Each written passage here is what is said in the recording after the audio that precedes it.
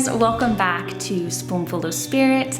I'm Brittany, your host on this channel, and this is part 2 of 4 in which I demystify Reiki. This video is going to be focusing on how to prepare for your first Reiki session, whether it be in person or distant.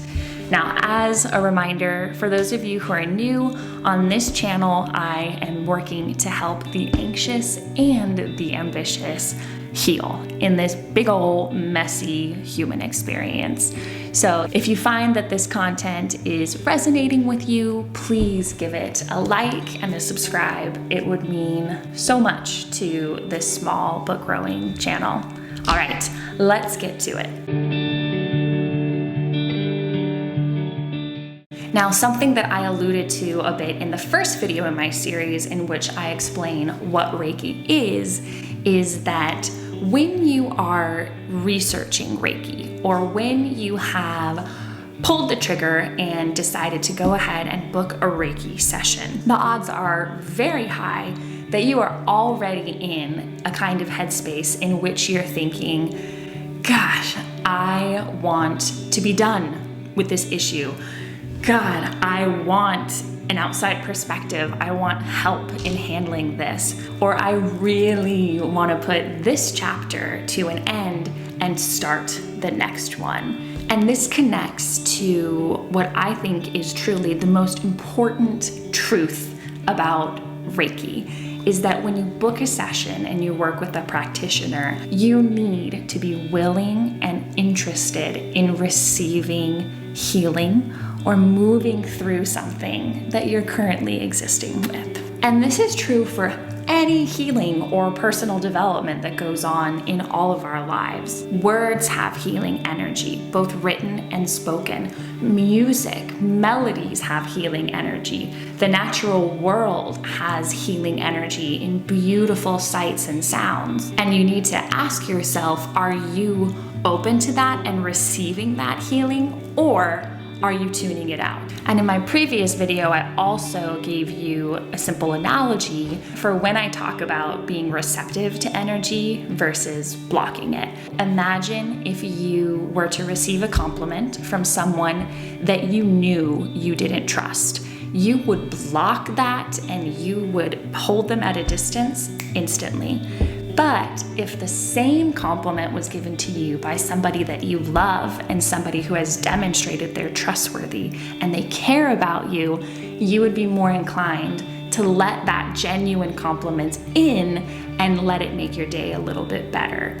That's a good analogy for the kind of blocking of energy versus the receiving of energy that I'm talking about.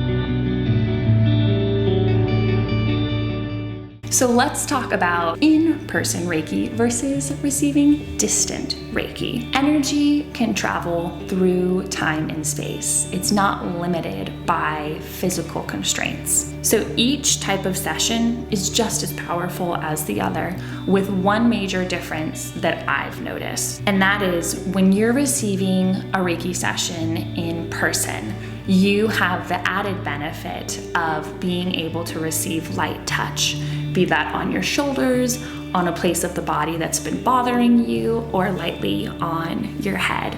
And a client can really connect with that. On the other hand, a client can also love receiving Reiki from the comfort of their own home, in their own bed, or on their own couch. They might even connect with the voice of someone coming through the phone or the computer more so than they might in person. So whatever your preference might be, at its core, you still receive the same benefits.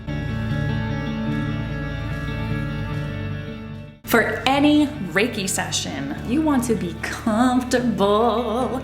So you want to put on comfy clothes and perhaps grab a blanket or socks so that you don't get chilly while you're laying down for an extended period of time. Typically in an in-person session, you'll be laying on a massage table with a pillow, with or without a blanket, whatever you're choosing.